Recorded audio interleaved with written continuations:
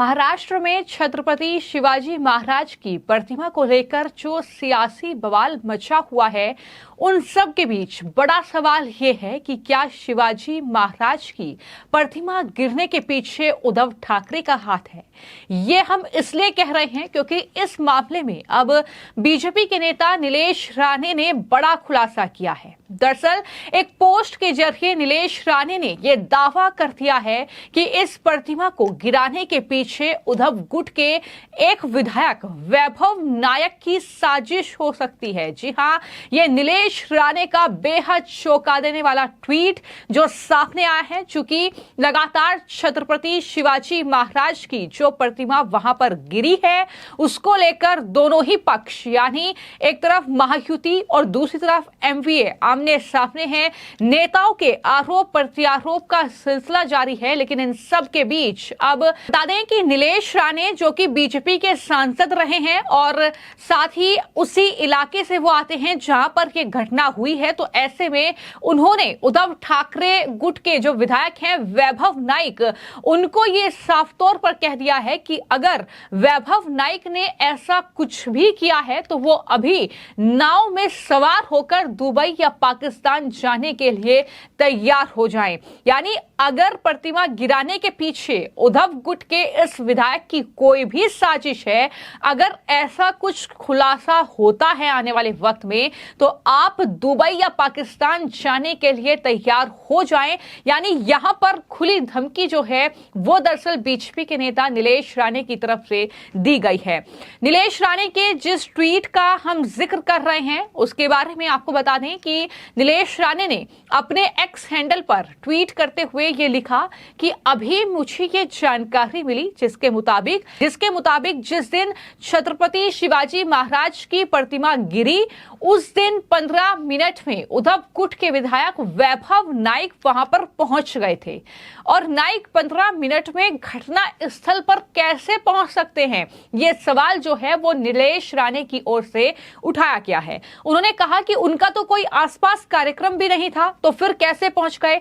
और साथ ही उन्होंने ये भी कहा कि उनका जो निवास स्थान है कंकावली, जो शहर जहां पर वो रहते हैं, वो इस घटना स्थल से करीब 50 किलोमीटर दूर है। अगर वैभव नाइक ने इसमें कुछ भी किया है, कोई भी उनकी साजिश है, तो उन्हें अभी नाव पर सवार होकर दुबई या पाकिस्तान जाने के लिए तैयार वो हो जाएं। ये कहीं ना कहीं नीलेश राणे की ओर से एक बेहद चौंका देने वाला ट्वीट है जो किया गया है, जिसमें यह बड़ा दावा और एक नया नाम वैभव नाइक का निकलकर सामने आया है। आपको मैं जानकारी दे दूं, इससे पहले भी मैंने आपको यह जानकारी दी थी कि सिंधुदुर्ग का जो ये राजकोट का किला है जहां पर ये शिवाजी महाराज की प्रतिमा थी, वहां पर दरअसल आदित्य ठाकरे भी अपने समर्थकों के साथ पहुंचे थे।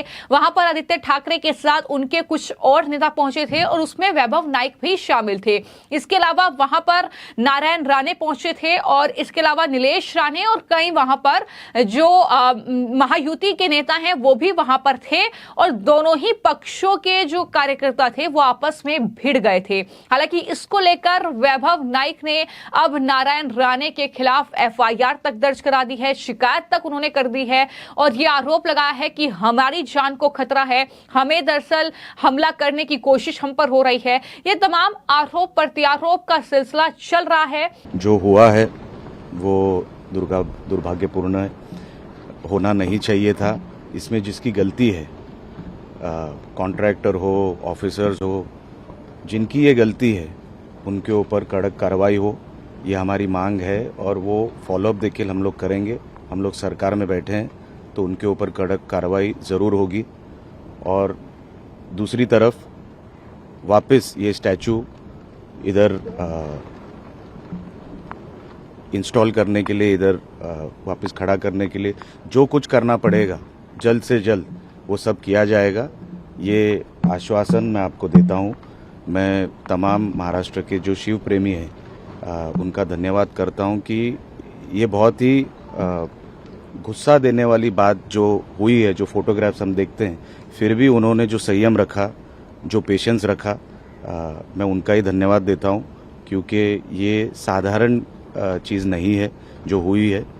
फिर भी शांतता से, संयम से जो शिव प्रेमियों ने अपना इधर स्वभाव दिखाया है वो बहुत अपन कौतुकास्पद म्हणतो, बहुत अप्रिशिएट करने जैसा है। लेकिन जो सवाल लगातार बना हुआ है कि 6 महीने पहले जिस प्रतिमा का उद्घाटन देश के प्रधानमंत्री ने किया वो अचानक गिर जाती है, आखिर ऐसी क्या वजह रही? क्या उस प्रतिमा को बनाने में इस तरीके से कोई जो है गलती की गई है, या फिर जिस तरीके से प्रतिमा को जहां पर स्थापित किया गया वहां पर कुछ ऐसी साजिश हुई है? ये कहीं ना कहीं सवाल लगातार बना हुआ है और यही वजह है कि अब नीलेश राणे के इस दावे के बाद कि वैभव नाइक वहां पर इस मूर्ति के गिरने में 15 मिनट ही बीते थे कि वहां पर पहुंच जाते हैं, जबकि उनका आसपास का कोई कार्यक्रम नहीं होता है, उनका घर वहां से 50 किलोमीटर दूर है।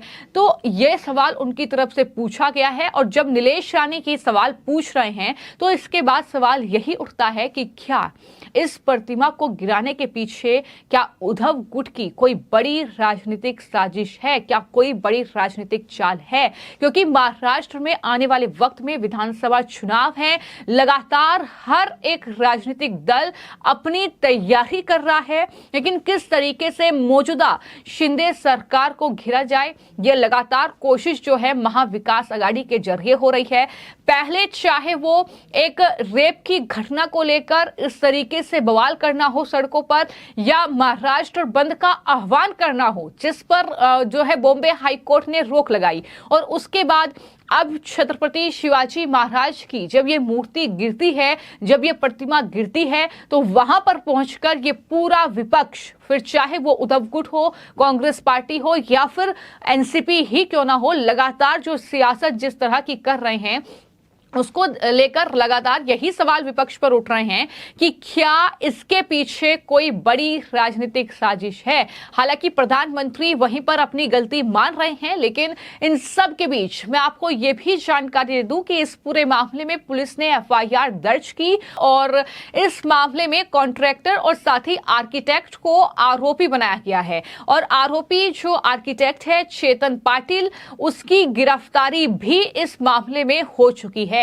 यानी पुलिस की क्राइम ब्रांच टीम जो है वो इस मामले में तफ्तीश कर रही है, गिरफ्तारी इस मामले में हो चुकी है। लेकिन यहां पर एक और एंगल जिसका खुलासा नीलेश राणे करते हैं कि तटीय सिंधुदुर्ग जिले के राजकोट में जो मराठा योद्धा छत्रपति शिवाजी महाराज की जो ये 35 फीट ऊंची मूर्ति थी जो कि गिर गई, जिसका अनावरण प्रधानमंत्री नरेंद्र मोदी ने किया था, क्या उस प्रतिमा के गिरने के पीछे कोई बड़ी राजनीतिक साजिश है? क्या उसमें उद्धव गुट के विधायक वैभव नाइक का कोई हाथ है? ये सवाल अब लगातार नीलेश राणे के इस दावे के बाद उठ रहे हैं। फिलहाल आपकी इस खबर को लेकर क्या राय है, हमें कमेंट बॉक्स में जरूर लिखें। धन्यवाद।